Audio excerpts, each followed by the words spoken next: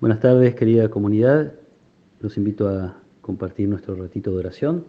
Seguimos leyendo el capítulo 5 del Evangelio según San Mateo. Y el pasaje de hoy dice así: Jesús dijo a sus discípulos: No piensen que vine para abolir la ley o los profetas. Yo no he venido a abolir, sino a dar cumplimiento. Les aseguro que no quedarán ni una i ni una coma de la ley sin cumplirse antes que desaparezcan el cielo y la tierra.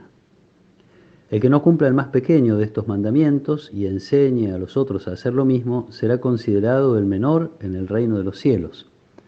En cambio, el que los cumpla y enseñe será considerado grande en el reino de los cielos. Palabra del Señor.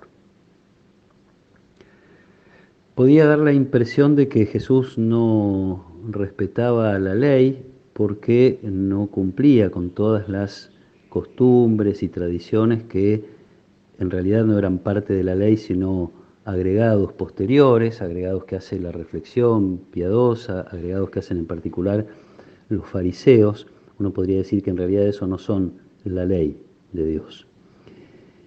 Con el agravante de que estas costumbres, tradiciones, hábitos podían ser, y de hecho eran usadas por algunos para la apariencia, hacer cosas exteriores que daban a entender que esas personas eran cumplidores, y eran cumplidores de la ley.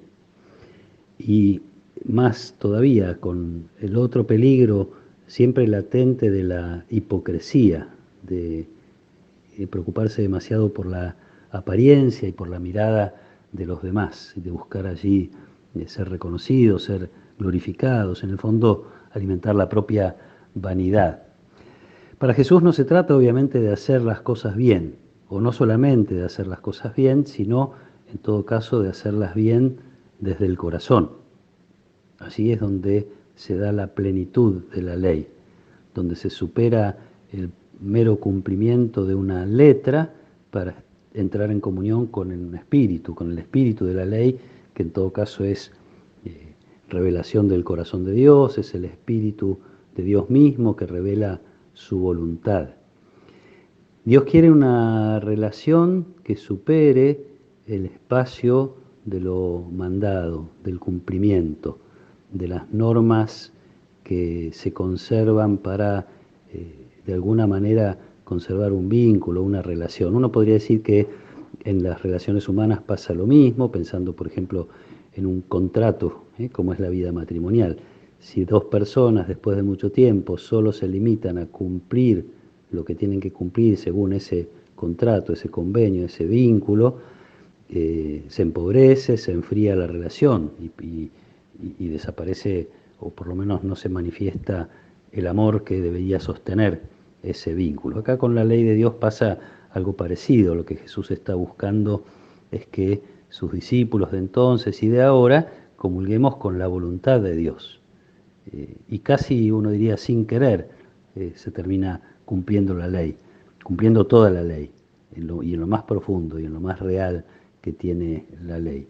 Dios espera de nosotros ese amor que entonces siempre va a buscar permanecer, va a buscar crecer, y en todo caso esta expresión final de Jesús parece ser como un incentivo para nosotros, que es cumplir y enseñar, transmitir a otros. Otra vez entra en el corazón y en el horizonte de los discípulos la necesidad no solo de hacer la voluntad de Dios, sino de ser testigos, de enseñar, de transmitir, de mostrar a otros este camino. Y digo incentivo porque dice que el que cumpla y enseñe será considerado grande en el reino de los cielos. Qué bueno es, en medio de tantas aspiraciones que la vida nos pone por delante, la sociedad o nosotros mismos, incluso sumar esta y ponerla en el mejor lugar. Tenemos que aspirar a ser grandes en el reino de los cielos, no con la grandeza humana, no con la grandeza de las propias posibilidades, capacidades, riquezas humanas, psicológicas, naturales, materiales, lo que fuera, sino grandes en el reino, grandes como Jesús, que nadie podía en su tiempo decir que era alguien grande humanamente hablando. Sin embargo, la grandeza del corazón de Jesús, buscando siempre la voluntad de Dios, siempre la comunión con Él y la comunión con los demás. Este es el modelo. Ya en estos días, el viernes, vamos a celebrar la fiesta del Sagrado Corazón de Jesús, donde tradicionalmente le pedimos que nos dé un corazón semejante al suyo. Esto puede hacer Jesús, puede transformar nuestra vida con su presencia, con nuestra oración, con la Eucaristía que podemos recibir frecuentemente, con la comunión espiritual, quienes en este momento no pueden acercarse, pero de todas maneras es presencia de Jesús para que aspiremos a esta grandeza de su corazón, la grandeza que solo Dios ve y que es la que realmente importa.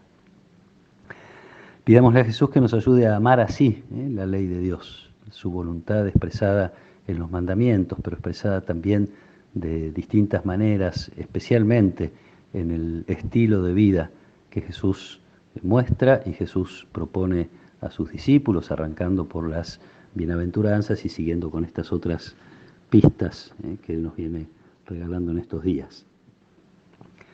Le pedimos a Él que nos acompañe, que nos ayude a desear siempre este crecimiento en la fe, crecimiento en el amor a Dios, crecimiento en la comunión entre nosotros, porque siempre que Dios hace alianza, siempre que Dios busca revincularse con nosotros, lo hace con nosotros como comunidad, como familia, esta aspiración de que la humanidad sea su familia alguna vez, y nosotros estamos aquí para eso, para intentar hacer presente e ir realizando en la medida de nuestras posibilidades este proyecto.